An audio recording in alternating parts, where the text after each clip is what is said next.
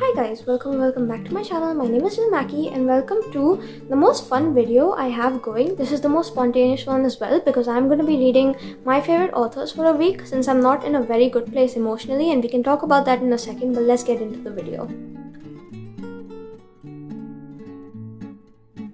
Now, I just finished reading Fourth Wing. I finished it yesterday and I just finished recording the outro for that video. So if you've seen it and it's the same spot, that's what's been going on. But the ending of this book has really broken me, and I'm going to take a bit of like an emotional break before I continue with the next Fourth Wing book. So this is not an Iron Flame vlog. It's going to be me trying to catch up on my favorite authors' works to cheer myself up, because there's nothing like going back to your favorite author and reading their backlist or reading like a book they came out with and getting happy over it. And I need that, especially what happens at the end of the Fourth Wing that really got me. I need to recover after that, and the only way I see myself healing is by reading some of their books. So directly, let's just start with it. I have a couple of books already planned for it that I've been really waiting to get to, and this is a good chance because I need to recover emotionally, and this is the way I see myself doing so. We're gonna start off with The Boyfriend by Freida McFadden. Don't know a lot, but this was going viral around the time it got published. I didn't have the time to read it then. I do now, because next week, the day the Fourth Wing book comes out to my hometown is the same day the new Freida McFadden book comes out, so I want to catch up on her work before we go read that. And so for that, I'm going to go pick this up. I'll give you guys updates when I have them, hopefully, when I have thoughts, because I genuinely don't know a lot. I just know that her boyfriend might be a serial killer, which is fun to read about, and it's Freida, so she's got my back. I'm going to go pick it up. Whenever I'm in a slump, I read her books and I get happy, so hopefully I will feel better and I will be out of my rut by the next time I come speak to you, and I'll be back in a bit. Bye.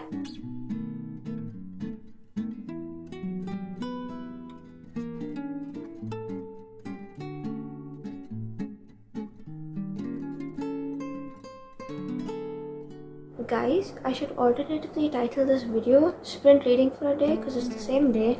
It's now 1:36 in the morning. I have been reading non-stop since the last time I came to speak to you, and I hit 92% on the book.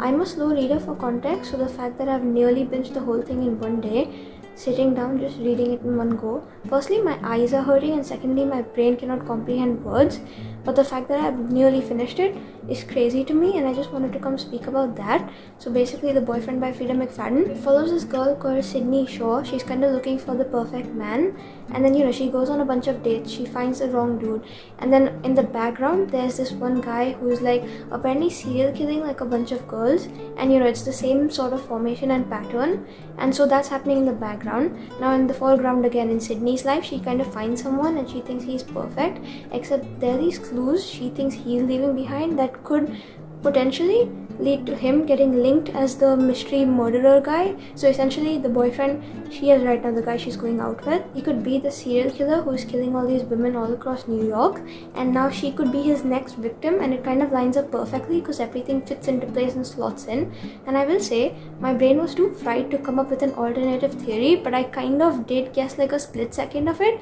Except then the ending goes absolutely crazy. The place where I am at right now, the whole unveiling of whatever is going on is getting kind of honestly crazy and wild, but I will say the build up to it, it wasn't anything special, but that's why people love reading Freida McFadden books and why she's getting popular in modern era, because her books are so accessible. You can read it and it's so easy to get through that all these people who don't generally read books are reading mystery thrillers in one sitting, like I did today, and getting awestruck and blown away by the fact that they can finish so much in a day that she's getting popular for that reason too. But I will say, the build up to it wasn't my favorite. This definitely isn't my favorite Freida book either, but the ending right now kind of makes it worth it because it was really wild, and I'm gonna go finish it out maybe, but I just wanted to come speak about it for a few minutes. I feel like if you are to go ahead and pick up this book, pick it up only for the reason that the ending was absolutely crazy, and there's a 1% chance out of 1,000 that you will guess it, and apart from that you just won't, because I didn't guess the whole thing, which is making me somewhat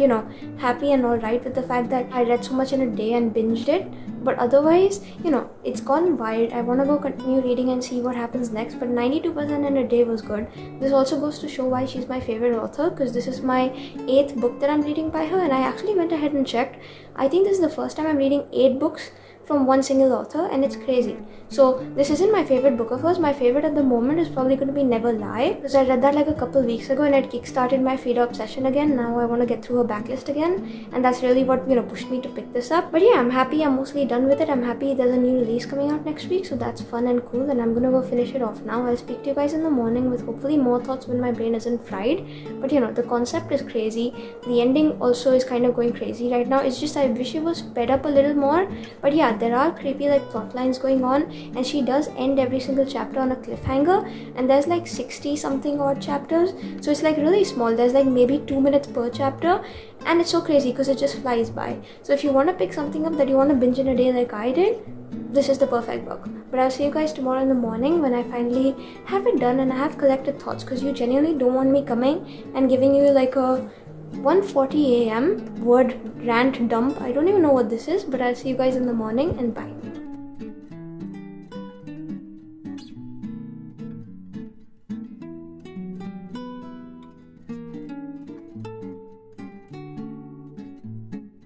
Hi guys, so it's the next evening since my last update to you, which I think I came in at like nearly 2 in the morning ranting about my books to you, which was kind of fun. But then continuing on that tangent, I have gone ahead and finished The Boyfriend by Freida McFadden. Can I just say, this book may have single-handedly pulled me out of my fourth wing hangover. Not to mean that I still am not hungover over that book and I still don't have emotional episodes over it.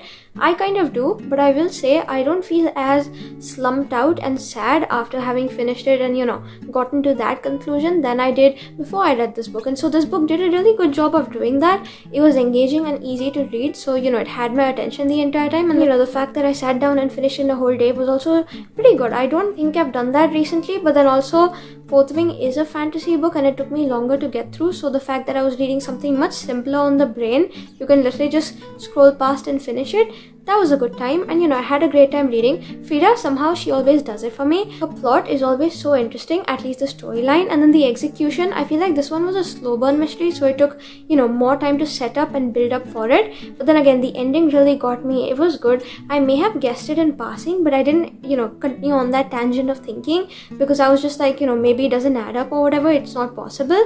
But then it kind of came to that conclusion. I'm happy I kind of guessed it, so I'm giving it 3.5 stars. It was a good time reading, and for what it did for me, I'm not in like the worst reading slump of my life anymore. I'm really grateful. So this is what I think about The Boyfriend. Now after this, I was going to pick up Summer Romance. I read exactly half of chapter 1, so I read maybe 2 or 3 pages. Already I'm getting intense 5-star feelings from this. Now keep in mind, Annabelle Monaghan, I've read the other 2 adult contemporary romances she's written. They're all in different videos, so I'm going to put it up on screen. And the thing is, they're good, and she does have 5-star potential as an author. So the fact that I'm getting it through this book, and so many people I trust have already given it 5, I decided to put it down because I don't want to be in a place where I'm emotionally broken again like Fourth Wing did to me. I want to take the time to heal from that and then come back to this. So I didn't technically start it. It's still on page 3 or something, and I didn't DNF either, but I have 8 highlights made, and already I'm connecting in a sense that I know it's going to hit me hard because the circumstances the woman in the book is going through is also kind of sad. So I don't want to get too deep in it before I start feeling bad and then I'm in the worst ever again, because then the whole point of this video is defeated. So I put it down, but she is a favorite author and maybe we'll get to the book later in the video, I'm not really sure. But then I decided Fourth Wing was the one that put me in the whole issue, and so that means Rebecca Yarros' writing did that for me, and she is definitely one of my favorite authors now that Fourth Wing is in my top fantasy books list. And so I thought, why not pick up another Rebecca Yarros book, because listen, let me just give myself pain and be done with it, because that's going to be fun. And so I picked up The Last Letter.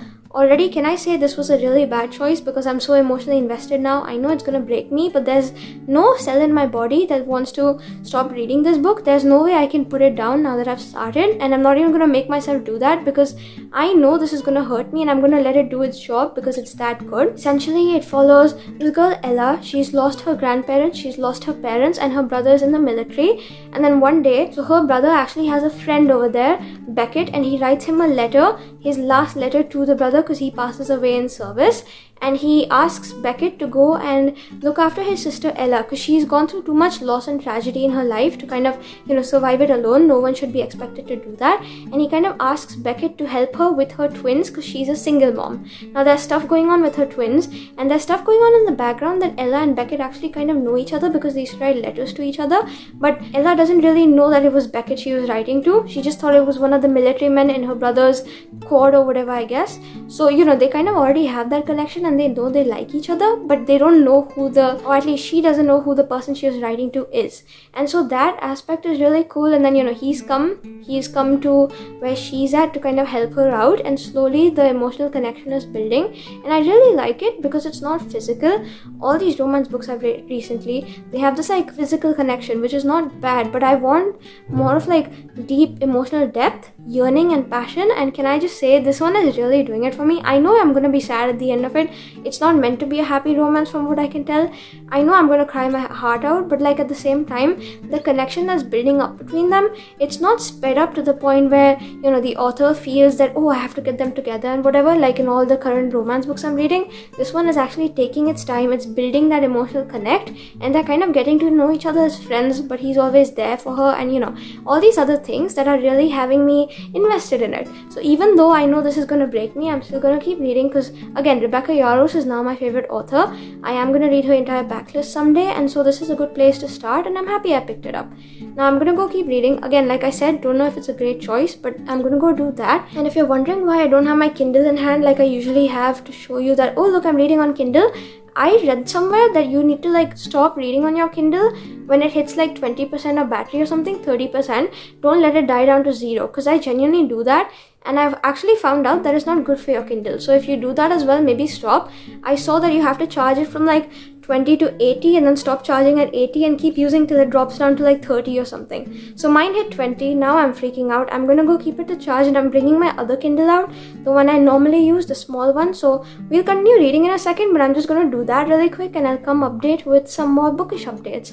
So this is a great vlog so far, but I know it's gonna break me, and maybe that wasn't the point. The point was to recover after Fourth Wing. But listen, I'm having a good time anyway. I'm not complaining. I think I might be finding some of my best reads this month because I've already got 2 5 stars in Jan, and that's crazy. We're on the way to another. It could be summer romance, it could be this book. I don't really know, and we will figure it out. But I'll see you guys in a bit with some more reading updates, hopefully. Bye.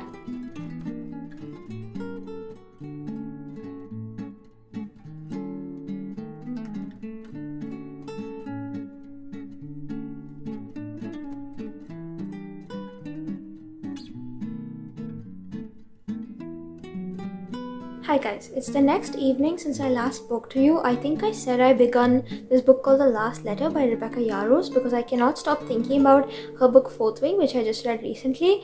And here's the thing, I have sat down non-stop, just binged this book. I have hit 80% at this point, and can I just say, like, it's been sad. There have been sad undertones to it, but this is where I think the emotional dam is gonna break. So I took a little, bit of like a pause from it, and I was just like, I'm gonna put it down for a little bit. So I haven't really picked it up most of today, but I will say I'm ready to get into it now. I'm ready to get my heart broken because I already know it's gonna hit me so hard. And before anything, can I just say, I was scrolling through Goodreads reviews. It's my own fault.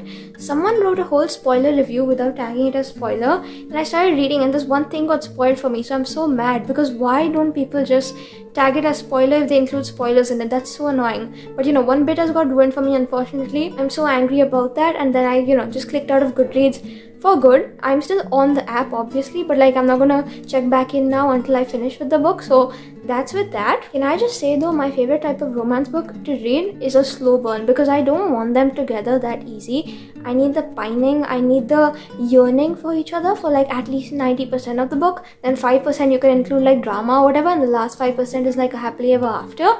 I don't want them to get together in like the first 10% and then the rest of the book is just like mid or boring or dull or whatever. I don't want to read bland stuff stuff like that. And the best part about this book is it's not a romance book, it's got a romance subplot. So because of that, they didn't really get together until like 60%, and then now beyond that something went wrong and they still love each other, and you know they love each other, but they can't be together. And oh my god, it's so good. Can I just say that? I don't really know what genre this book would classify as, but it's definitely not romance if you like look at it, because it's got more of like an emotional, deeper message behind it, and maybe it's something like that. So if I know what it is, I will put it up on screen. But yeah, it's good so far. I'm honestly just scared for my mental health now that I'm reading it, and 80% in. The cousin that I said I was reading Fourth Wing with it, I have gone ahead and asked her to read this one as well, because let's be real, I'm just gonna recommend Rebecca Yarros to everyone at this point. She's becoming such like a top author, and I'm so scared about this one, because if I'm correct and if the Goodreads review also adds up correctly, I'm gonna be so heartbroken at the end of it. And I've been taking it, consuming it in breaks slowly, and I did take quite some break right now. I actually had a bunch of snacks, so I'm ready to go. I think I'll just finish the last 20% now. I'm gonna be so sad after this is done, but also I have to brace myself and get ready for it. So I'm gonna go continue reading. It's a really good book so far. I'm loving the way he behaves with her kids, the way he treats her the way she deserves to be treated. He gives her options. This is the most healthy relationship I have ever read in a book, because otherwise they're all somewhat toxic. Just because they're fictional doesn't excuse the fact that they are borderline toxic, which is why I usually give books like that lesser ratings.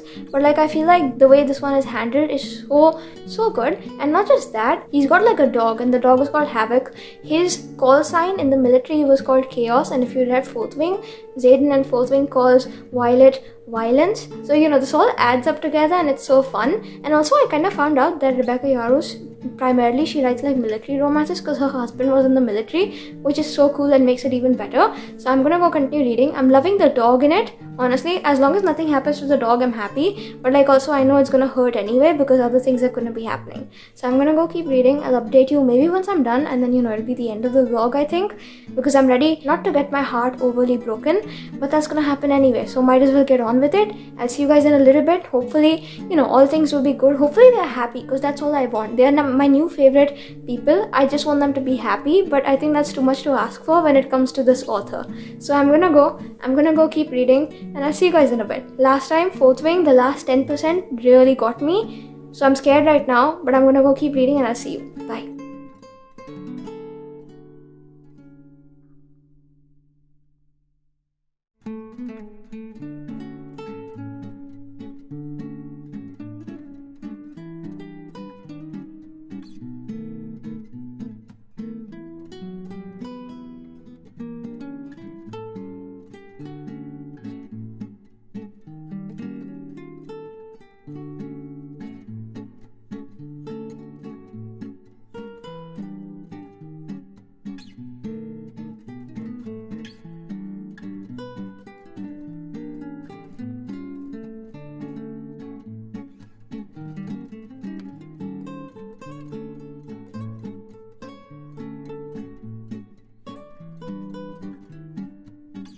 Hi guys, it's update time. I have finished the book. Can I just say one thing? Do I feel like I've emotionally recovered better than the beginning of the video? No, I think I've toned myself down even further, and now I'm in this hole or this rut wherein I feel terrible, but there's nothing I can do about it, because here we are. And that's bad, because tomorrow I'm starting another book that's probably gonna rip me to shreds. I'm gonna start my vlog for Akhmov. It's gonna be full spoilers, so you can subscribe if you want to stick around for it. It'll come out soon. And the thing is, a lot of things line up, which is why I have to start it tomorrow, and I've been looking forward to this the whole month. So I cannot wait.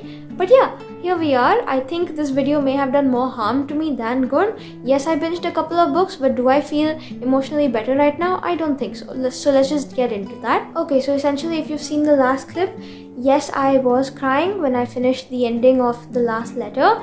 Yes, I don't want to talk about it, because let's be real, I've cried so many times on camera to fictional characters and fictional people who don't exist.